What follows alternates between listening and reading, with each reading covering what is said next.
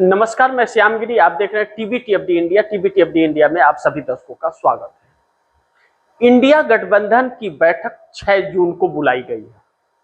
ममता बनर्जी ने 6 जून को इंडिया गठबंधन के सभी घटक दलों को बुलाया है।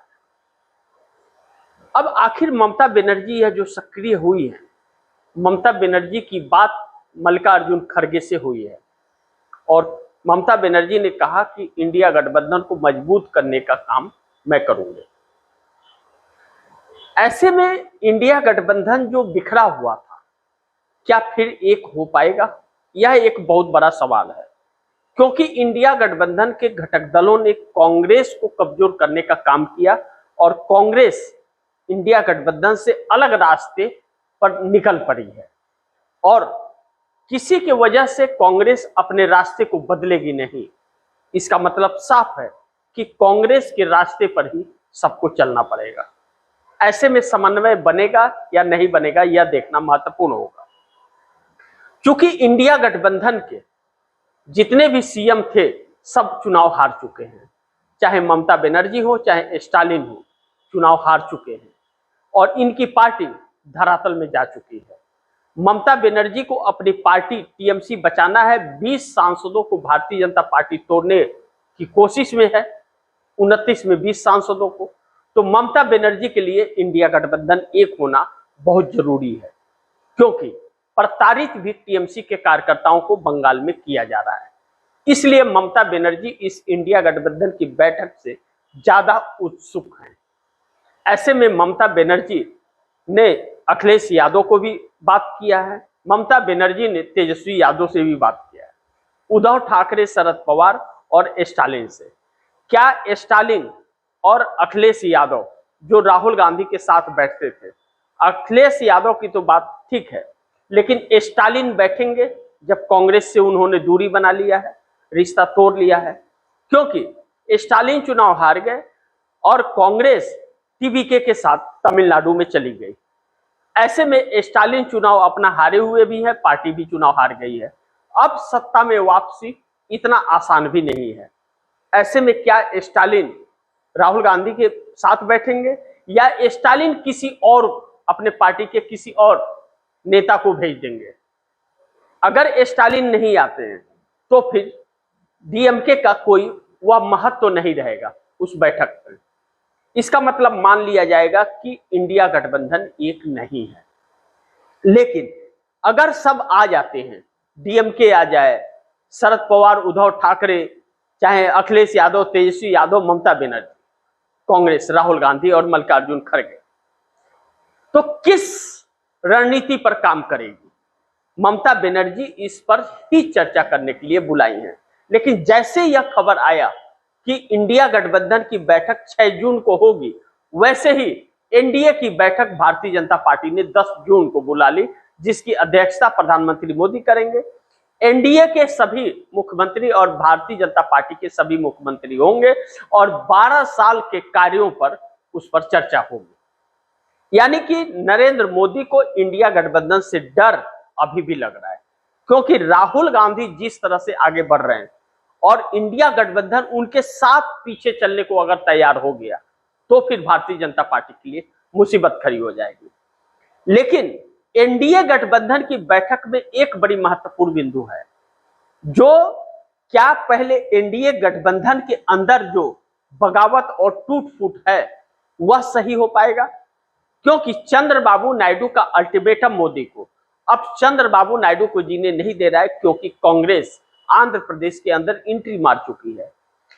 मुश्किल एकनाथ शिंदे से भी है, उनके पार्टी को बार बार तोड़ने की कोशिश की जा रही है और नीतीश कुमार नींद से जग चुके हैं और नीतीश कुमार के पार्टी को भी तोड़ने की कोशिश फिर से की गई। ऐसे में मोदी के बातों पर कितना भरोसा होगा? और दूसरा बड़ी महत्वपूर्ण बिंदु है कि ठीक है, नीतीश साथ दे दे, एकनाथ शिंदे दे दे, चंद्रबाबू नायडू दे पाएंगे क्या? चंद्रबाबू नायडू तो 18 सांसदों के साथ अलग सोच विचार में डूबे हुए हैं। अब ऐसे में चंद्रबाबू नायडू बड़ी उलझन में पड़ रहे हैं कि मोदी के खिलाफ माहौल देश में बन रहा है।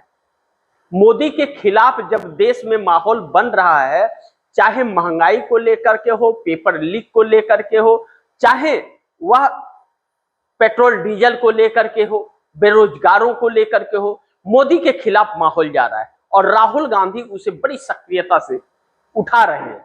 ऐसे में अगर पूरा विपक्ष राहुल गांधी के पीछे निकल पड़ा तो चंद्रबाबू नायडू के लिए क्या होगा। और नहीं भी इंडिया गठबंधन एक हुआ, कांग्रेस जिस तरह से साउथ के अंदर हर एक राज्य पर कब्जा करती जा रही है, सिर्फ और सिर्फ आंध्र प्रदेश बचा है। आंध्र प्रदेश के अंदर चंद्रबाबू नायडू के लिए समस्या हो जाएगी। राहुल गांधी ने विजिट भी किया और शर्मिला रेड्डी जो कांग्रेस की प्रदेश अध्यक्ष हैं वह बहुत सक्रिय हो चली हैं। ऐसे में चंद्रबाबू नायडू स्वयं परेशान हैं, क्योंकि चंद्रबाबू नायडू से पवन कल्याण कब साथ छोड़ दे, जबकि पवन कल्याण के लोग कार्यकर्ता उनके ऊपर प्रेशर बना रहे हैं। तो नरेंद्र मोदी अगर एसआईआर के तहत चंद्रबाबू नायडू को सुरक्षित भी कर रहे हैं तो वोट किसका कटवाएंगे। कांग्रेस का तो वहां सरकार ही नहीं रही, कांग्रेस का तो वोट बैंक ही नहीं है, तो कांग्रेस के वोट बैंक तो आप कटवा ही नहीं सकते हैं, है ही नहीं। चंद्रबाबू नायडू और जगन मोहन रेड्डी के वोट बैंक पर कब्जा करेगी, क्योंकि आंध्रा तेलंगाना अलग होने के बाद तेलंगाना में कांग्रेस की सरकार तो आ गई 10 साल बाद, लेकिन आंध्रा में अब एंट्री मार रही है।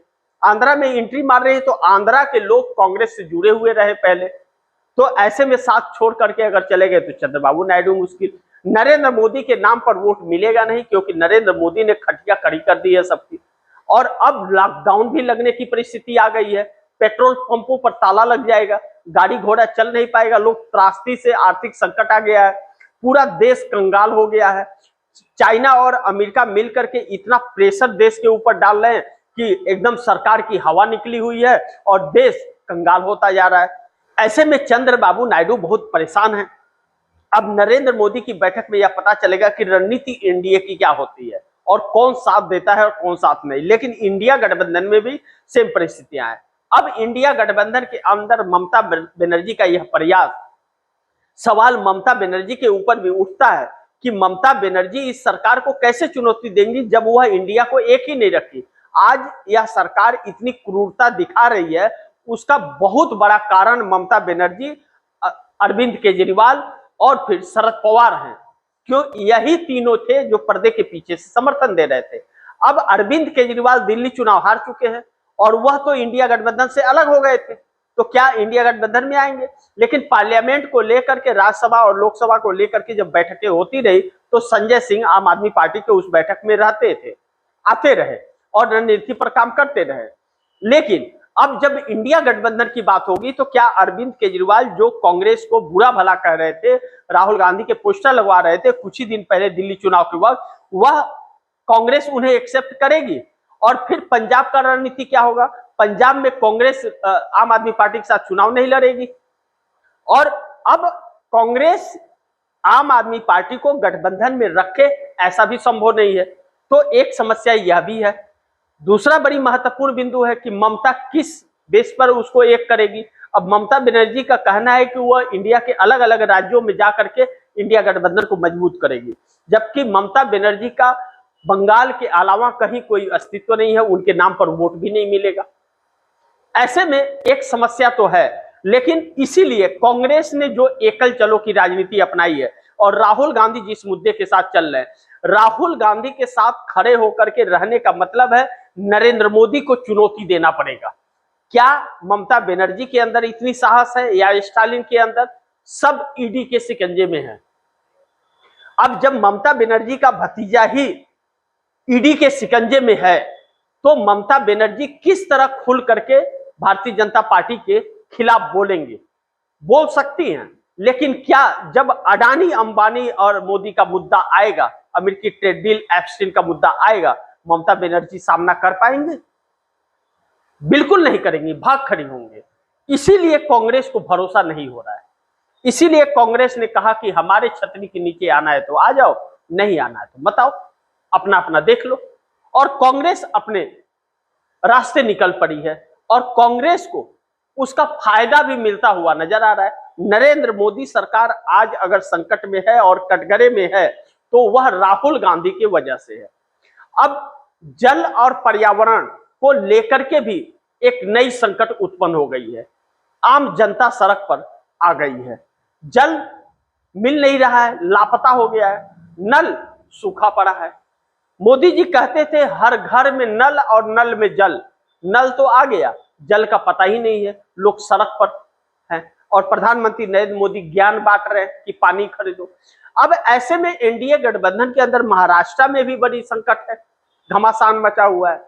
जैसा कि मैंने पिछले कार्यक्रम में बताया था कि एकनाथ शिंदे की शिवसेना और एनसीपी भारतीय जनता पार्टी से टकरा गई है 17 सीटों के उपचुनाव पर, बराबर सीटें मांग रही है और भाजपा उनको सीटें नहीं दे रही है। 12 सीट पर भाजपा लड़ना चाहती है, 5 सीटें बांटना चाह रही है, जिसके लिए तैयार नहीं है। तो भारतीय जनता पार्टी ने एनडीए गठबंधन में पहले अपना स्वार्थ देखा, उसके बाद गठबंधन के लोगों का स्वार्थ देखा और उसके बाद भी लोगों को तोड़ लिया। अब अपने सहयोगियों को जब नहीं छोड़ती तो बाकी लोगों का क्या रुख होगा। और जो सरकार जिस तरह से घिर रही है महंगाई और बेरोजगारी पर, उस पर क्या रवैया होगा, क्या कोई बचा पाएगा अपने आप को। सबसे ज्यादा चंद्रबाबू नायडू पीछे जाएंगे। अब ऐसे में चंद्रबाबू नायडू कांग्रेस के साथ जाए या भाजपा के साथ रहे, यह फैसला उन्हें करना है। लेकिन नीतीश कुमार भी सरकार पर जो पकड़ बना रहे, लग रहा है कि आने वाले दिनों में एनडीए छोड़ेंगे। और नीतीश कुमार भी 130 विधायकों के जुगाड़ में लगे हैं और राहुल गांधी के संपर्क में हैं ऐसा बताया जाता है, लेकिन इसकी पुष्टि नहीं हुई है। चंद्रबाबू नायडू संपर्क में है, इसकी पुष्टि नहीं हुई है, लेकिन कांग्रेस के नेता रेवंत रेड्डी के साथ लगातार मुलाकात की तस्वीरें आती रही है। ऐसे में लालू प्रसाद यादव के साथ गुप्त बैठकें कर रहे हैं नीतीश कुमार, यह भी कहा जा रहा है। और नीतीश कुमार नरेंद्र मोदी के किसी बैठक में आते नहीं और ना तो इनके किसी मुख्यमंत्रियों के शपथ में जाते हैं, कभी भी नहीं गए। तो ऐसे में नरेंद्र मोदी से गुस्से में भी है नीतीश कुमार। ऐसे में इस बैठक का क्या निर्णय निकलेगा, क्या फैसला होगा, यह तो आने वाला वक्त बताएगा। लेकिन 6 जून को जो इंडिया गठबंधन की बैठक होती, अगर बैठक सफल रही तो नरेंद्र मोदी सरकार के लिए बहुत बड़ी संकट खड़ी हो जाएगी। और एनडीए की जो 10 जून को बैठक होगी, चंद्रबाबू नायडू ने सवाल ठोक दिया और नीतीश कुमार ने, तो फिर एनडीए गठबंधन का घमासान और बढ़ जाएगा। नरेंद्र मोदी के रास्ते पर सब चले ऐसा संभव लगता नहीं, लेकिन एनडीए कभी भी टूटने की बात भी आ सकती है। और टूटी अगर तो तकरीबन 40 सांसद एनडीए गठबंधन के टूट जाएंगे, इस बात से इनकार नहीं कर सकते। अब पेपर लीक, नीट का या सीबीएसई का जो समस्या है, इसको लेकर के और भी सरकार घिर गई है। लेकिन आने वाला वक्त राहुल गांधी का होगा, इस बात से इनकार नहीं कर सकते, क्योंकि राहुल गांधी के साथ पब्लिक जुड़ रही है और इंडिया गठबंधन के बाकी घटक दलों को नेग्लेक्ट कर रही है, क्योंकि यह समझ गई कि यह सब भाजपा से मिले जुले हैं और कांग्रेस को कमजोर कर रहे हैं और भाजपा को चुनौती कांग्रेस दे सकती है, इसलिए कांग्रेस को मजबूत किया जाए। अब इंडिया गठबंधन में कांग्रेस का सामना करने वाला कोई नहीं है। पूरे साउथ पर कब्जा कांग्रेस ने किया है और चंद्रबाबू नायडू को चुनौती कांग्रेस दे रही है, बाकी कोई घटक दल नहीं। ऐसे में कांग्रेस किसी के सामने झुकने को तैयार नहीं है और कांग्रेस अपने ही रास्ते निकल पड़ी है और नीतीश नायडू के लिए संकट पैदा हो जाएगा अगर कांग्रेस से संपर्क नहीं किया और एनडीए के साथ नहीं छोड़ा। ऐसे में यह बात तय है कि मोदी बड़ी मुश्किल में और मोदी परेशान है। सत्ता कब तक रहेगी इस बात की गारंटी नहीं है और 1 जून के बाद जो सिलसिला शुरू होगा वह एनडीए गठबंधन और मोदी सरकार के लिए बड़ी घातक साबित हो सकता है। बाकी आप दर्शकों की क्या राय है और आप दर्शकों के सुझाव क्या है, कमेंट बॉक्स में जरूर दीजिएगा। इस खबर को ज्यादा से ज्यादा शेयर कीजिएगा, अपने दोस्तों को भी कहिएगा आगे शेयर करें। और आपने टीवी इंडिया को सब्सक्राइब नहीं किया, सब्सक्राइब कर लीजिए, अपने दोस्तों को भी कहिएगा सब्सक्राइब करें। मिलते हैं अगली खबर के साथ, तब तक के लिए नमस्कार।